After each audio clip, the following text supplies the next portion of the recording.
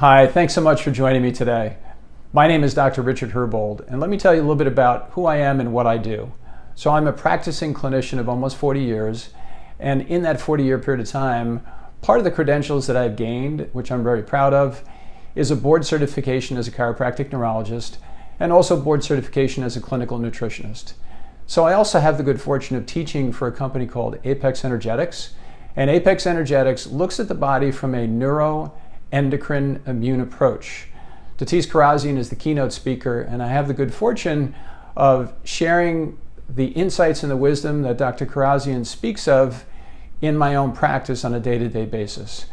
The neuro-endocrine-immune approach is looking at the body from a neurological, from an endocrine or hormonal and immunological perspective. And if you really understand and break the body down into those pieces, you have the good fortune to be able to look at the body slightly differently. We live in a very compartmentalized world of healthcare, that if you have a toenail problem, you go to a toenail doctor. Nobody looks at the forest through the trees.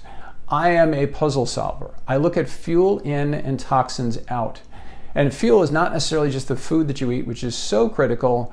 It's the beverages that you choose on a day-to-day basis. It's the type of air that you breathe. How many times have you gone to the shore or the mountains and felt so much better? The quality of the air, and sometimes we can't totally control that, is certainly part of the fuel, including the type of water, because pollution is around us all the time.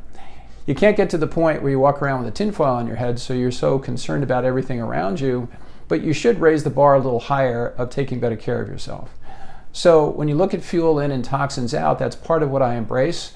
And that's why when people come to see me with such a large variety of conditions, whether it be overt autoimmunity as a disease process or subtleties of just not feeling well, chronic fatigue, fibromyalgia, migraines, hair loss, things of that nature.